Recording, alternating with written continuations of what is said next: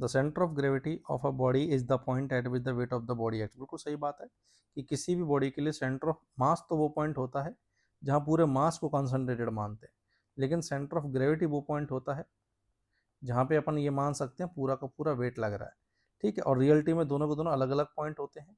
हाँ, लेकिन अगर किसी स्पेस में जी अगर यूनिफॉर्म हो जाए तो ऐसे में दोनों के दोनों कोइंसाइड कर जाते हैं, एक ही पॉइंट पे भी आ जाते हैं।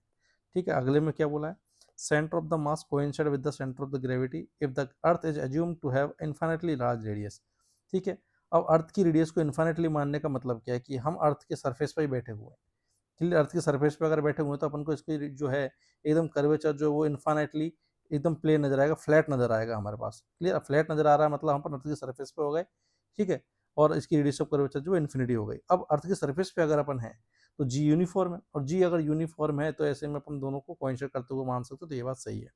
आगे बोला है to evaluate the gravitation field intensity due to one body and external point, कि ये कोई भी बॉडी है उसकी वजह से किसी आउटर पॉइंट पे अगर ग्रेविटेशन फील्ड अगर उनको फाइंड करना है तो entire mass of the body can be considered to be concentrated at the centre of the gravity. बिल्कुल, इसने क्या बोला है कि अगर मेरे को बाहर इस बॉडी की वजह से अगर यहाँ पे अगर मेरे को ग्रेविटेशन फील्ड निकालना है तो इस पूरे के पूरे मास को हटा के मैं सेंटर ऑफ ग्रेविटी पे रखा हुआ मान सकता हूँ। ठीक है, इस पूरे के पूरे मास को हटा के अपन सेंटर ऑफ मास पे सेंटर ऑफ ग्रेविटी पे रखा हुआ मान सकते हैं, फिर इसको सॉल्व कर सकते हो। ये बात गलत है।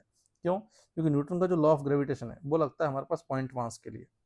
क्लियर, और ऐसा कोई कंसेप्ट नहीं है कि पूरे डिस्ट्रीब्यूटेड मास को सेंटर ऑफ मास पर रख के फिर फोर्स निकालो, तो ये रॉन्ग हो जाएगा हमारे पास। आगे बोला है the radius of gyration of any body rotating about an axis is the length of the perpendicular drop from the centre of gravity of the axis. ठीक है, ये कोई भी बॉडी है हमारे पास किसी एक्सिस के अबाउट, इसकी अगर मैं रेडियस ऑफ गायरेशन निकालूं तो ये स्टेटमेंट बोल रहा है कि सेंटर ऑफ मास से परपेंडिकुलर डिस्टेंस होगी, तो बिल्कुल ये गलत बात है। हमारे पास ऐसा कोई रूल नहीं है। Centre of radius of gyration अपन कैसे डिफाइन करते हैं कि रोटेशन एक्सिस के अबाउट अपन ने बॉडी का क्या निकाला, आई निकाला।